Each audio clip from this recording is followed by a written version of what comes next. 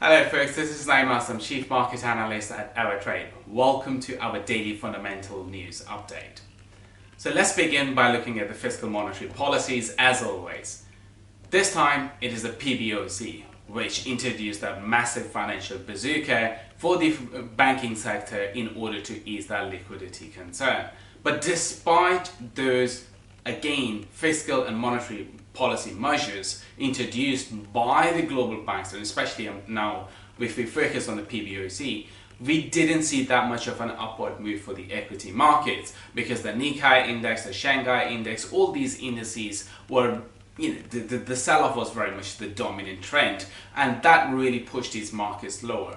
Although we've seen some sort of a buying pressure coming into the Kospi index, the South Korean index, but that wasn't really anything to take a note on because the moment that the European session starting to trade off, we saw initially a little bit move to the upside, but all of a sudden that momentum started to fade off. Why?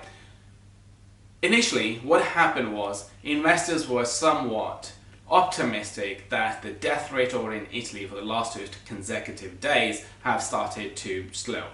So that was a positive momentum because this was leading to investors to believe that yes, there is this positive sentiment that perhaps we reached that peak with respect to the death and the virus outbreak, and now from here the life can go back to its normality. But that didn't really happen because now what we are seeing is it appears that investors are somewhat again picking up the momentum where the Wall Street left, meaning all the equity indices, all the US indices closing pretty much in negative territory on Friday, and that's whether the momentum is really feeding onto. And another reason for the sell-off is the life is not really returning back to normality. Because remember, Donald Trump talked about opening the markets by Easter, but now he has taken completely a U-turn with respect to this strategy, and that means that the lockdown can be extended. It is likely, in fact, to be extended beyond April 30th. And if that remains the case, one needs to answer, or one needs to think about this particular factor, how that is really going to influence the oil market, because ostensibly the sell-off in the oil energy market is immensely huge. What do I mean by that? WTI crude is sitting really at $20, and it actually fell below that and it went all the way to 19.93, and that is the 18 years low. We haven't seen the prices coming into these levels all the way back to perhaps 2002 or so.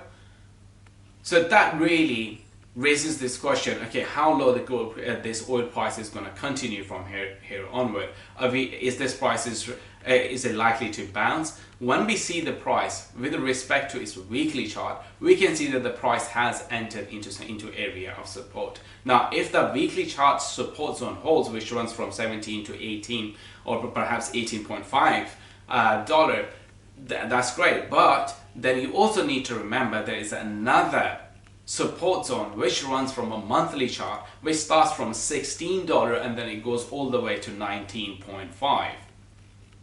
So investors need to be very careful. So certainly you can start scaling into this support zone as the price enters into this support zone, and then add more as the price perhaps goes near to its monthly support zone, which is sitting at $16 something, and then add into your position as the price starts to pick up its momentum to the upside.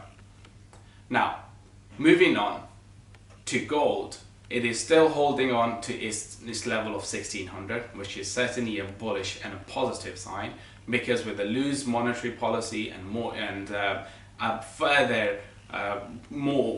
help from the fiscal policy, it is likely for gold price to continue to move to the upside. And as long as the lockdown remain in place, the global lockdown I'm really speaking of, and this is the major factor, I don't really see any point of going all into equity markets. Yes, we could see certainly a bounce here and there, but I think the dominant trend is going to remain to the downside. I think it is highly likely for the equity markets to move lower and make another lower low from what we have seen from the last 2 weeks. That's all for today. See you guys tomorrow.